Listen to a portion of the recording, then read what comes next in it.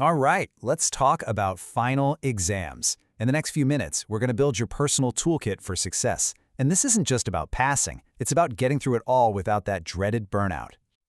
Finals week. Yeah, just seeing those two words can make your heart beat a little faster, can it? The pressure is absolutely real, but you know what? Managing it is totally, completely possible. So here's our game plan. Think of this as our roadmap. First, we'll cover setting you up for success. Then, we'll dive into some smart time management and talk about why your well-being has to come first. After that, we'll look at the common traps to avoid and wrap it all up with the power of reflection. It's a solid plan to get you through the chaos. Okay, let's kick things off with Section 1, setting up for success. Because honestly, before you even think about opening a textbook, you've got to create the right environment for your brain to actually absorb anything. So what does that look like? Well, it starts with your physical space. Find somewhere quiet, make it comfortable. Keep your essentials like a water bottle right there with you. Then there's your digital space. Get in the habit of checking those school emails and calendars so you don't miss anything important. And finally, just know where your stuff is. Simple, but it cuts out so much stress. Now, this might be the single most important rule in this entire explainer. Seriously, if you're lost, if you don't get something, you have got to ask. Don't just sit there feeling stuck. Whether it's in the Google Classroom or a direct message to a teacher, just ask. And hey, this goes both ways. If you see someone else ask a question and you happen to know the answer, jump in and help them out. That's not showing off, that's sharing. You're all in this together, building a support system for each other. Okay, let's move on to Section 2, smart time management. Now, this isn't about being a robot with a rigid schedule. It's about taking control of your clock so it doesn't end up controlling you. First step is to figure out a rhythm that actually works for you. Maybe that's an hour every day, maybe it's an hour every other day. The exact plan isn't as important as these 3 steps. 1, decide on your rhythm. 2, actually schedule it, put it in your calendar. And 3, and this is the tough one, stick to it. Remember, consistency is what wins the race here, not cramming it all in at once.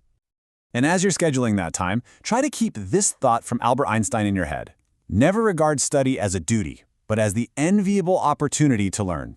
It's a small mindset shift, but it changes everything. It's not something you have to do, it's something you get to do. All right, let's talk about something just as critical as any study guide. Your well-being comes first. I mean it. You've heard it before, but it's true. You just can't pour from an empty cup. To get the best out of your brain, you have to take care of your body. So what does a real break-even look like? It is not just switching from your textbook to scrolling on your phone. It's about actually recharging. Get up, walk around a bit. Step completely away from all screens. Go talk to a real human being. Or do something you actually enjoy, like a hobby. Here's a fun idea. Try something completely different, like baking a cake. It might sound a little random, but the focus it takes to measure everything and follow the steps, it forces your brain to switch gears and genuinely relax. Plus, you get cake. I mean, come on, that's a win-win. And please don't forget the physical side of things. After hours and hours of sitting, your body is just begging for some movement. A quick walk outside, a few simple stretches, it doesn't have to be some intense workout. It'll make a huge difference for your focus and your mood. All right, let's switch gears and talk about what not to do. Section 4, common pitfalls to avoid.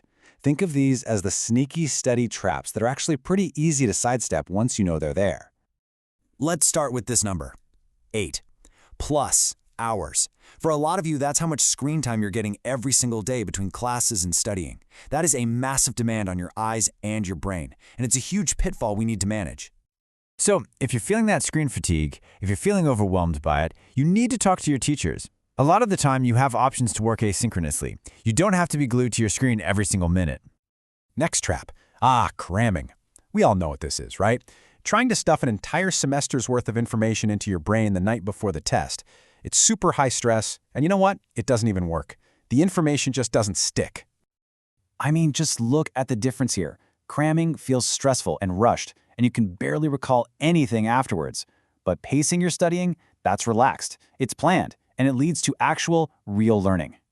And here's a related trap. It's called clamming up. This is when you just keep all that stress, all those problems, bottled up inside instead of talking to someone about them. It's isolating, and it makes everything feel 10 times worse than it actually is.